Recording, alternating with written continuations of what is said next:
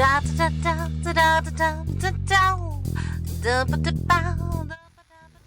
there, homeschool moms and dads. Okay, so I've done little catch-up videos on what we've been doing for math and language arts, and now I'm going to turn to history. If you've been watching our channel at all over the years, we do a lot for history. So please look at some of our planning videos to see the whole scope of what we plan to do. But for now, I just want to talk about what we have done since the beginning of the fall. So we did a whole different thing for the summer months that was a lot more fun, and I've made videos about that. But for just the fall, these are the things we've been doing. Okay, so this was a pretty big spine for us at the first part of the fall and kind of the end of the summer. This is a history of the Middle Ages by Hywell and Williams, not sure.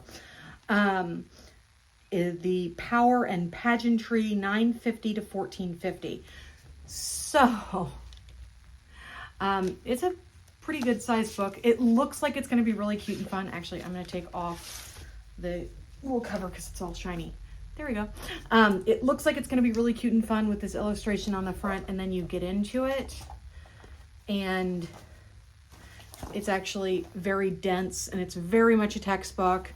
I am not against textbooks. I'm not, everything has to be a living book to be useful type person. We read textbooks as read-alouds, so it's not difficult or weird for us. However, I will say that this particular book, the way it's written, is difficult. It was difficult for me. My husband took it a lot faster. It was fairly dense, but it had really beautiful illustrations. Not really illustrations, like figures.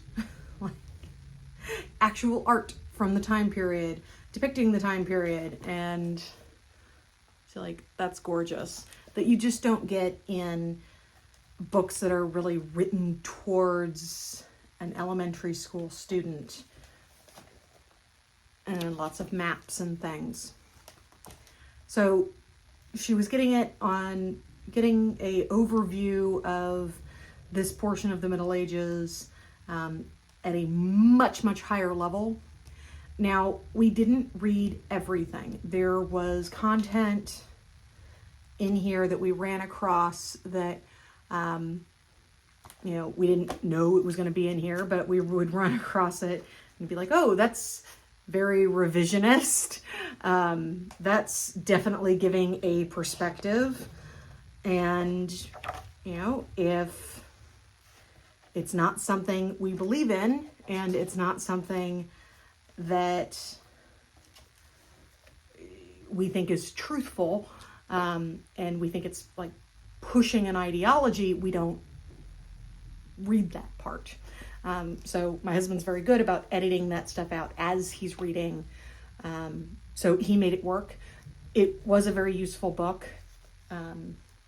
but be careful about that sort of thing.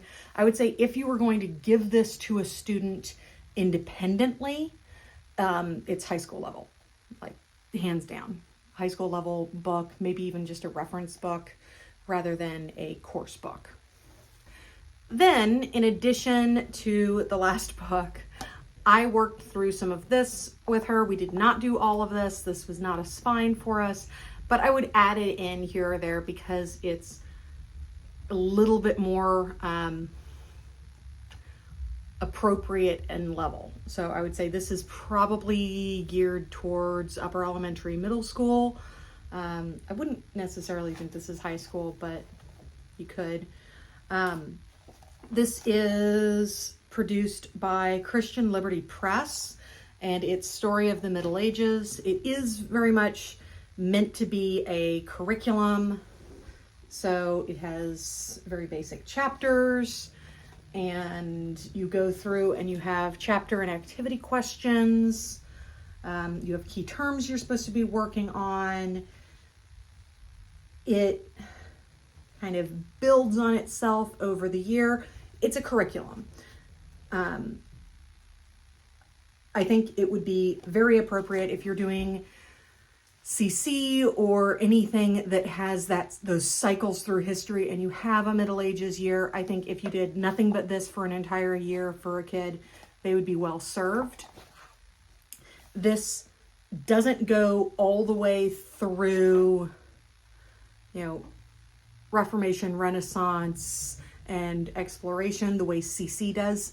So we do classical conversations, and cycle 2 for CC, we think of it as Middle Ages, but it's really Middle Ages, Reformation, Renaissance, Age of Exploration, all of that. So this just goes from the end of the Roman Empire up to the Protestant Reformation. And I don't think it spends like one chapter on the Protestant Reformation, so it's not going super in depth. So good little overview. It was kind of our easier thing we were doing. Then I did one more thing before we got into our real stuff. So then I also did this because it was adorable and pretty. This is Knights, Nobles, and Knaves, and it is just a collection of stories and legends, but real ones and good ones, and not just throwing in stuff. It's like, no, these were actual stories told by the bards in the Middle Ages. And they're just beautifully illustrated. So this was really lovely, and we've read through a good portion of these. So it even includes like some Shakespeare stories in here too. Then we got into the real stuff. So for us, our actual spines for the year are the Memoria Press Middle Ages and Renaissance sets. So we did Famous Men of the Middle Ages, and we're almost done with this.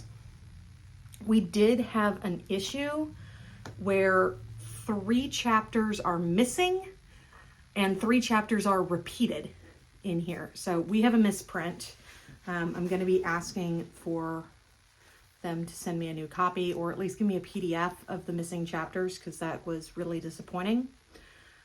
We went ahead and kept going because it'll probably take me forever to actually do that, because I'm just not that kind of person. I'm more likely to just buy another copy, honestly, than to reach out and email and complain and just to get a couple chapters. But we did go through and do the questions in the student guide. So we use the teacher guide rather. We do not fill out the student guide because we do so much history. We don't want to spend a ton of our time forcing an 8-year-old to write things out that are already kind of above her level anyways when it comes to the physical writing things out. So she does, documentation of history work in other ways, like we videotape presentations that she gives, things like that. We don't feel that at this age she needs to be doing a bunch of busy work when in reality she knows the information extremely well and can, regurgitate it and argue it and explain it all day long. But you tell an 8-year-old with dyslexia to write it all out in the book. Why? So, and we don't see the point in scribing for her because it would just be for record keeping. So we do it in other ways. But we always verbally do the teacher's guides when we have these because they're wonderful. So the teacher's guides for Memoria Press are exactly the same as the student guides. They just have all the answers filled out. So it makes it a really easy conversation for you to have with your child. And, you read the chapter, you go and you do the student teacher guide and go through all the questions. Sometimes they have little activities at the end. We don't do the little activities as often because a lot of them are like map work, and we already do a lot of map work in other programs. So we do map work for classical conversations. We do map work in our Memoria Press geography. So there's only so many maps one kid can draw. So we don't do some of those activity pages, but we definitely go through all of the question and answer stuff. So working our way through finishing this up, but love Memoria Press. We did Famous Men of Rome and Famous Men of Greece last year, and it was wonderful. After this, we will move on to Book of the Middle Ages. And then I think there's one more that we could do, but I don't think we'll end up having time. I think we will go ahead and move into the Renaissance because we have to get through more this year than we had to last year. Last year, we just hung out in the ancient world the whole time. So, we just did all of those curriculums and they were great. So finishing up Famous Men of the Middle Ages, then we'll move on to Book of the Middle Ages. But while we're kind of, slowing down, finishing this up, we're also breaking out some of our longer read-alouds. So I didn't go and grab, the whole stack, but I did grab the two that we most recently did. So highly suggest the Magna Carta book. This was a Beautiful Feet book. It was fabulous. So absolutely loved this. We learned so much. We also read Eleanor of Aquitaine. When I had talked about in another video doing this book, I had gotten some, not pushback, but some advice, some words of caution that there were some older themes in it. We are very good at self-editing as we read. So like, yes, she's young. We're not going to go over those things. So yeah, we just move past those. So it's very easy to skip a sentence or a paragraph and just move forward, or to put it in, terms that are less offensive. So absolutely loved it. She wrapped up these two by doing a presentation at Classical Conversations on Eleanor of Aquitaine, and her whole lineage and deal. If you're not a massive Eleanor of Aquitaine fan, become one because she's fabulous. She's just wonderful. We had so much fun. So yeah, that is kind of what we've been doing for history for the last couple months. And I guess I'll check in next time. Thanks.